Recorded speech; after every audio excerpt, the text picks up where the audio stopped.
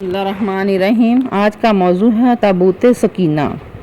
یہ شمشاد کی لکڑی کا ایک صندوق تھا جو حضرت آدم علیہ السلام پر نازل ہوا اور اس کی آخری زندگی تک آپ کے پاس ہی رہا۔ بطور وراثت کے یک کے بعد دیگر آپ کی اولاد کو ملتا رہا، یہاں تک کہ یہ حضرت یعقوب علیہ السلام کو ملا اور آپ کے بعد آپ کی اولاد بنی اسرائیل کے قبضے میں رہا، اور حضرت موسیٰ علیہ السلام کو مل گیا تو آپ اس میں توراۃ شریف اور اپنا خاص سامان رکھنے لگے۔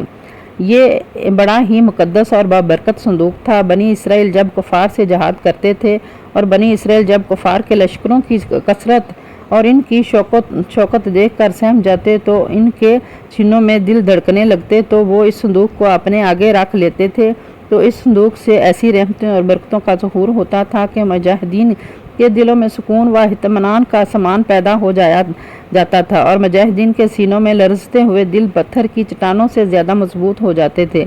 اور جس قدر صندوق آگے بڑھتا تھا آسمان سے بشارت عظمی نازل ہوا کرتی تھی اور فتح مبین حاصل ہو جایا کرتی تھی، اور جب بنی اسرائیل میں کوئی اختلاف پیدا ہوتا تھا تو لوگ اسی صندوق سے فیصلہ کراتے تھے اور صندوق سے فیصلے کی آواز اور فتح کی بشارت سنی جاتی تھی۔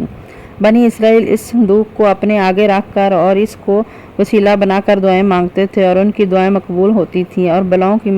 کی مصیبتوں اور آفتیں ٹل جایا کرتی تھیں۔ الغرض یہ صندوق بنی اسرائیل کے لیے تابوت سکینہ اور برکت والا رحمت کا خزانہ تھا اور نصرت خداوندی کے نزول کا نہایت مقدس اور بہترین ذریعہ تھا۔ مگر جب بنی اسرائیل طرح طرح کے گناہوں میں ملوث ہو گیا اور ان لوگوں میں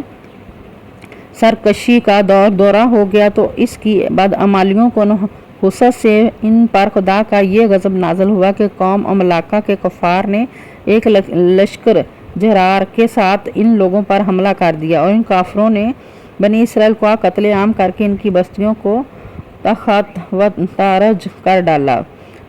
عمارتوں کو توڑ پھوڑ کر سارے شہر کو تہس نہس کر ڈالا، اور اس متبرک صندوق کو بھی اٹھا کر لے گئے اور اس مقدس تبارک کو نحوستوں کے کوڑے خانے میں پھینک دیا۔ لیکن اس بے ادبی کا قوم ملکہ پر یہ وبال پڑا کہ یہ لوگ طرح طرح کی بیماریوں اور بلاؤں کے ہجوم میں جوڑ دیے گئے، چنانچہ قوم ملکہ کے 5 شہر بالکل برباد اور ویران ہو گئے، یہاں تک کہ ان کافروں کو یقین ہو گیا کہ یہ صندوق رحمت کی بے ادبی کا عذاب ہم پر پڑ گیا ہے۔ تو ان کافروں کی آنکھیں کھل گئی، چنانچہ ان لوگوں نے اس مقدس صندوق کو ایک بیل گاڑی پر لاد کر بیلوں کی بنی ہوئی اسرائیل کی بستی کی طرف ہانک دیا۔ پھر اللہ تعالیٰ نے 4 فرشتوں کو مقرر فرما دیا جو اس مبارک صندوق کو بنی اسرائیل کے بنی حضرت شموئیل علیہ السلام کی خدمت میں لائے۔ اس طرح پھر بنی اسرائیل کی کھوئی ہوئی نعمت دوبارہ ان کو مل گئی، اور یہ صندوق ٹھیک اس وقت حضرت شموئیل علیہ السلام کے پاس پہنچا جب کہ شموئیل علیہ السلام طالوت کو بادشاہ بنا دیا تھا، اور بنی اسرائیل طالوت کی بادشاہی تسلیم کرنے پر تیار نہیں تھے، اور یہی شرط ٹھہری تھی کہ مقدس صندوق آ جائے تو ہم طالوت کی بادشاہی تسلیم کر لیں گے۔ چنانچہ صندوق آ گیا اور بنی اسرائیل طالوت کی بادشاہی پر رضامند ہو گئے۔